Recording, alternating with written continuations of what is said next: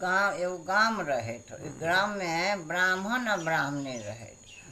ब्राह्मण बहुत गरीब रहे, बहुत गरीब रहैत नहि तऽ दुनू प्राणी रहैत हुनका दूगो बेटी भेलनि। बैठते बैठते बैठते बैठते दिन दुगुना राति चौगुना दुनू बेटी होइ।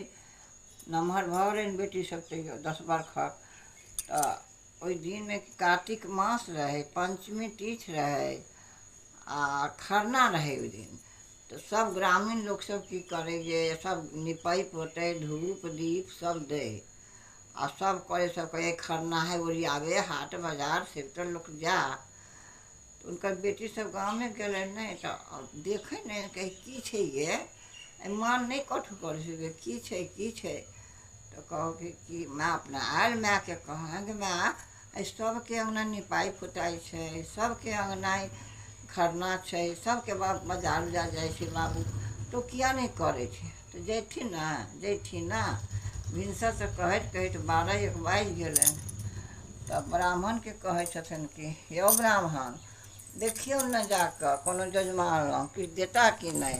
जाउ ने देता तऽ जाउ आ की कहियौ जे ओहिठाम जाउ आ घूमू आ कहियौ कि जे किछु दिअ हमरा। कहलखिन ठीक छै हम जाइ छियै। तऽ ब्राह्मण गेलथि, जाइत जाइत एगो जजमान जी लग बैसलै दूरापर। यौ जजमान जी निकलू ने। तऽ कहथिन कि नहि बजै, कोइ नहि बजलै, बैसले रहि गेलखिन। एकर साँझ पड़ि गेलै, 3-4 बाजि गेलै।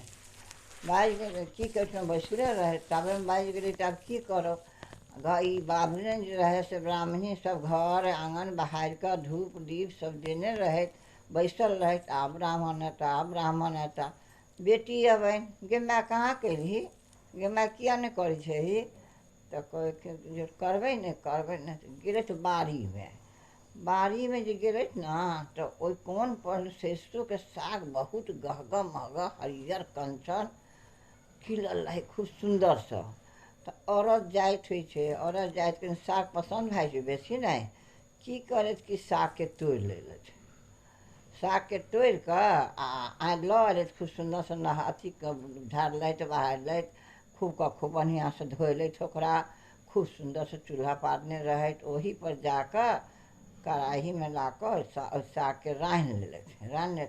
बेटी कहै छै गे बउआ केराके पात नेने आ, नैवेद्य दै छियै। तऽ कहै छै गे माय तो खीरके नैवेद्य देबही ने, एहीके नैवेद्य पड़ै छै, सागके दऽ देबै। बेटी की जाने गेलै जरा मायके नहि छनि तेँ नहि करै छनि कि छनि, खीरके नहि केलखिन, भुला देलखिन बेटीके। ओहि सागक नैवेद्य धऽ देलखिन, सागके नैवेद्य धऽ देलखिन। नैवेद्य धऽ कऽ फेर धियापुता चलि गेल बाहर, बेटीसब दुनू फेर घूमि कऽ अयलै। तऽ कहै छै गे माय प्रसाद दे ने, नैवेद्य दे ने, खीर दे ने खाय लए, खीर दे ने खाय लए। तऽ कहै छै दै छियौ बैस।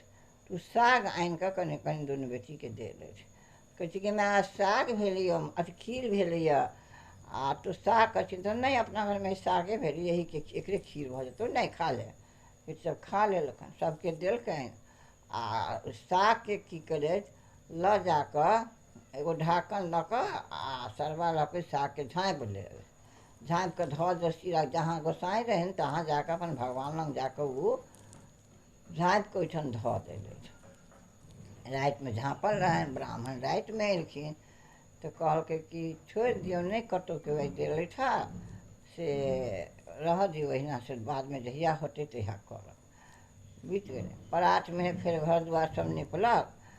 तऽ कहलकै कि से की कहै जाइ छी ओही साग लग देबै कनि आ जा कऽ बाजार जा कऽ आ ओही सागसँ से बेच कऽ ई कऽ देब। तऽ बेटीके कहलथि कि से गे बउआ ला गऽ साग, से अथी बाबूजी बाजार जेथुन ब्राह्मण, से बाजार जा कऽ लैथुन सामान सब, से छठिके सामान करबै, छठि ओरिआएल सँझुका अर्घ रहै। लऽ कऽ गेलनि तऽ ओ साग भऽ गेलनि सोनके ढेकी एतेक रहै। तऽ बेटी कहलनि गे माय गे माय पियर किदुन छौ गे, साग नहि छौ गे, साग नहि छौ गे, पियर छौ। तऽ कहै छी ला तऽ देखिअ, आनि कऽ देलक मायके तऽ पियर हेतै। ओहि सागके जतेक छठिके सामान रहनि, जतेक छठिके सामान जे चीज होइ छै से चीज आनि कऽ धऽ देलखिन। ओही ओरिया कऽ सँझुका अर्घ दिन ओहि लऽ कऽ हुनकर अर्घ पड़लनि। ई भरे खरना के कथा।